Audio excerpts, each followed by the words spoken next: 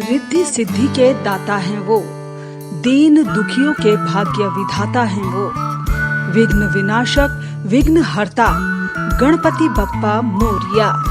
आप सभी को लोढ़ा बिल्डर्स की तरफ से गणेश चतुर्थी के शुभ अवसर पर हार्दिक शुभकामनाएं।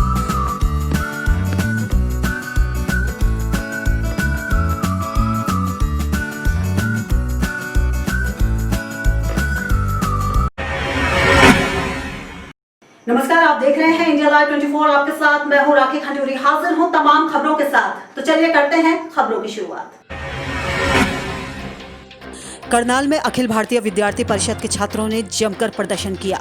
उन्होंने बढ़ी हुई फीस वापसी की मांग को लेकर सीएम के नाम ज्ञापन सौंपा। आपको बता दें कि कोरोना काल में भी सरकारी और प्राइवेट स्कूल कॉलेज छात्रों से पूरी बढ़ी हुई फीस ले रहे हैं, जबकि कोरोना के शुरुआत में ही सरकार ने ऐलान किया था कि सभी स्कूल कॉलेज छात्रों से बढ़ाई गई फीस वापस करेंगे, लेकिन सरकार के आदेशों के बाद भी कॉलेज फीस वापसी नहीं कर रहे हैं। इसी को लेकर आज छात्रों ने प्रदर्शन किया। उन्होंने कहा कि जो छात्र बीपीएल और गरीब परिवार से आते हैं वो बढ़ाई गई फीस देने में असमर्थ हैं, इसलिए जो बढ़ाई गई फीस है उसे वापस लिया जाए। इसके साथ ही उन्होंने मांग की कि भविष्य में छात्रों से केवल 50% फीस ही वसूली जाए। सर, ये लास्ट सत्र से ये फीस इंक्रीज हुई है। जो बीपीएल वगैरह के बच्चे जो गवर्नमेंट कॉलेज में पढ़ते हैं वो इन फीस वृद्धि के खिलाफ है, क्योंकि वो उसको बियर नहीं कर सकते फीस को। तो इसलिए आधे सत्र जो हमने फीस वृद्धि हुई थी तो उसके लिए मांग करी थी कि इस फीस को कम किया जाए। इंडिया लाइव 24 के लिए करनाल से सुभाष गुप्ता की रिपोर्ट।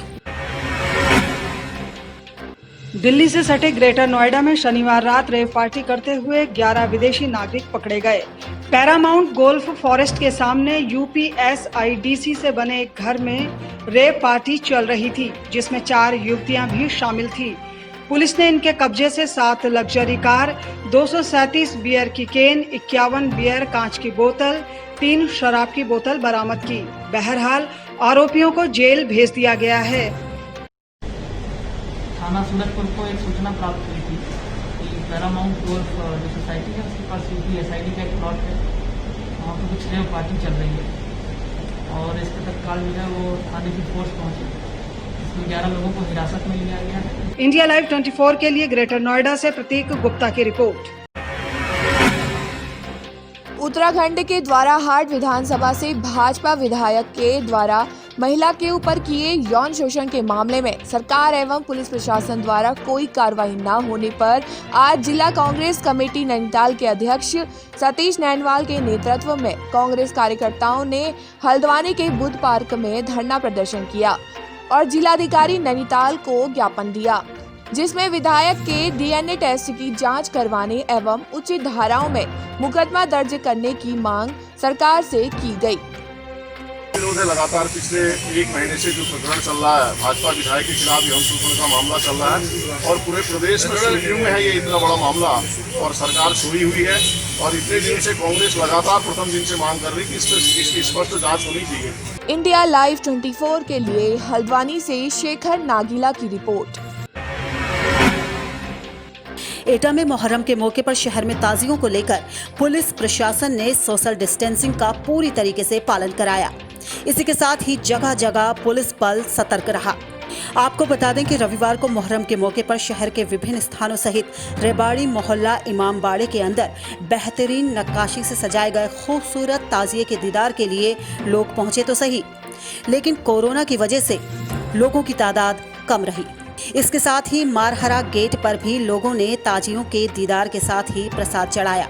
इस मौके पर सीओ सिटी राजकुमार सिंह, कोतवाली नगर के इंस्पेक्टर अशोक कुमार सिंह के नेतृत्व में पुलिस बल शहर के अंदर पूरी तरीके से मुस्तैद नजर आया। इंडिया लाइव 24 के लिए एटा से आमिर खान की रिपोर्ट। अयोध्या के सिद्ध हनुमान गढ़ी में 2 नए पुजारियों की नियुक्ति की गई। बसंतिया पट्टी के चंद्रमा दास और अखिलेश दास को 1 साल के लिए हनुमान गढ़ी का पुजारी नियुक्त किया गया है। बसंतिया पट्टी के सरपंचों की हुई बैठक में ये फैसला लिया गया। माना जाता है कि गर्भगृह में विराजमान हनुमान जी सरकार की जो पूजा अर्चना है वो अत्यंत गोपनीय है। इसलिए जब भी हनुमान गढ़ी में नया पुजारी नियुक्त किया जाता है तो उसे गोपनीयता की शपथ दिलाई जाती है। ये भी कहा जाता है कि अयोध्या के राजा हनुमान जी हैं और वो हनुमान गढ़ी में विराजते हैं। आज अखिल भारतीय श्री पंच राम मंदिर निर्वाणी अखाड़ा के अंतर्गत श्री हनुमान गढ़ी मंदिर के 2 नए पुजारी नियुक्त किए गए हैं, चंद्रमा दास एवं अखिलेश दास जी। चंद्रमा दास जी हमारे शिष्य हैं, अखिलेश दास जी माया दास जी के शिष्य हैं और पंचांग पट्टी बसंतिया के पंचों के द्वारा इनकी नियुक्ति हुई है। इंडिया लाइव 24 के लिए अयोध्या से ब्रजेश सैन की रिपोर्ट। बीते दिन उत्तराखंड लेखपाल संघ के जिला महामंत्री गौरव कुमार ने जिलाधिकारी को ज्ञापन भेजकर जसपुर के नायब तहसीलदार द्वारा लेखपालों के साथ किए जा रहे दुर्व्यवहार से अवगत कराया था और नायब तहसीलदार के खिलाफ कार्रवाई की मांग भी की थी। लेकिन जिला प्रशासन द्वारा नायब तहसीलदार पर कोई कार्रवाई न किए जाने से लेखपाल संघ में आक्रोश व्याप्त है, जिसके चलते लेखपाल संघ के जिला महामंत्री गौरव कुमार के नेतृत्व में बाजपुर के सभी लेखपाल तहसील के सभागार में एकत्र हुए, जहां लेखपालों ने काली पट्टी बांधकर जसपुर के नायब तहसीलदार का विरोध किया। गौरव कुमार ने कहा कि जसपुर के नायब तहसीलदार द्वारा लेखपालों के साथ दुर्व्यवहार किया जा रहा है। इतना ही नहीं, नायब तहसीलदार द्वारा लेखपालों को गलत रिपोर्ट तैयार करने के लिए धमकाया जा रहा है और रिपोर्ट तैयार न करने पर जनता को लेखपालों के खिलाफ भड़काने का कार्य भी किया जा रहा है।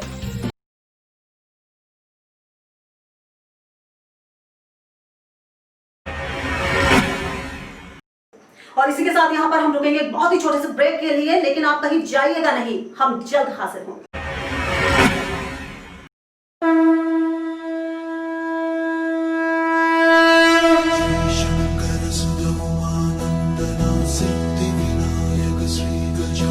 खाली दामन खुशियों से भरने, सबके दुख को दूर करने आ रहे हैं बप्पा, गणपति बप्पा मोरिया, मंगल मूर्ति मोरिया।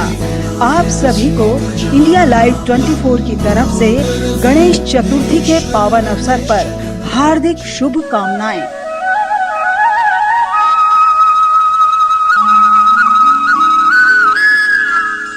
ब्रेक के बाद आपका स्वागत है और चलिए बढ़ते हैं अगली खबर की ओर।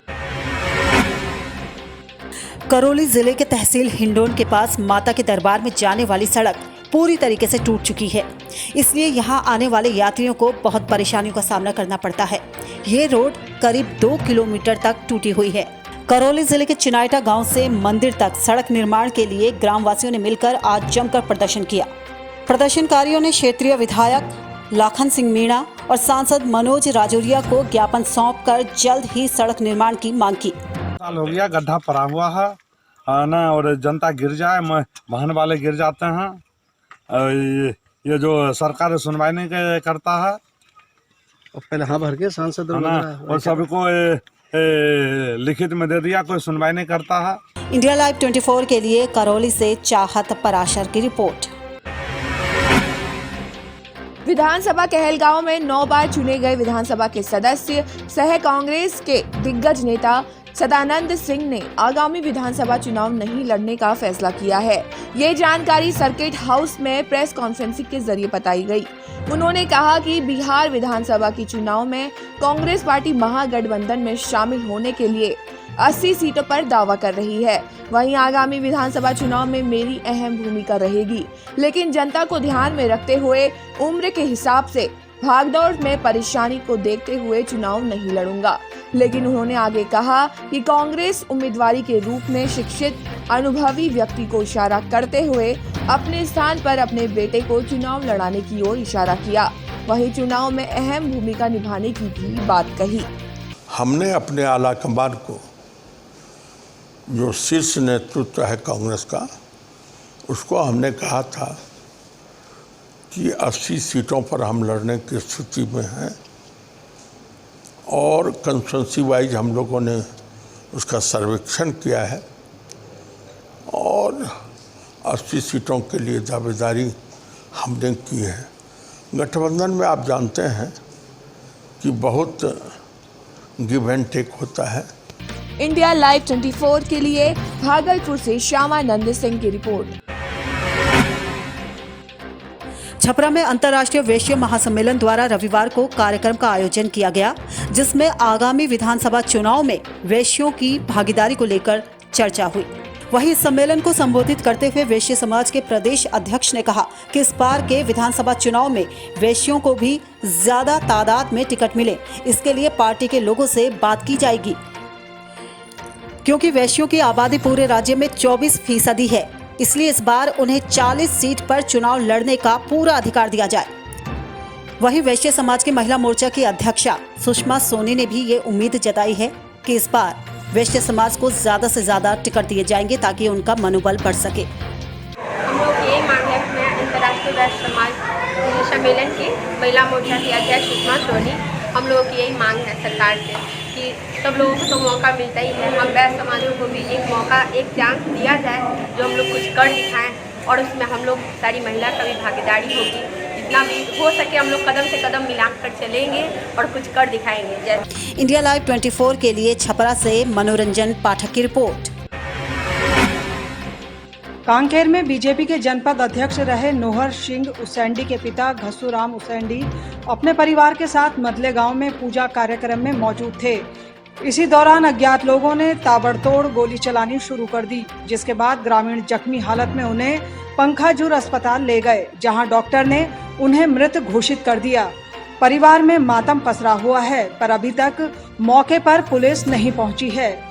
उसेंडी की एक बॉडी है, क्या है जानकारी? जांच करने पर अभी शिकायत की है कि उनको गोली मारी गई है और जांच करने पर उनको मृत पाया गया। इंडिया लाइव 24 के लिए कांकेर से टोकेश्वर शाहू की रिपोर्ट।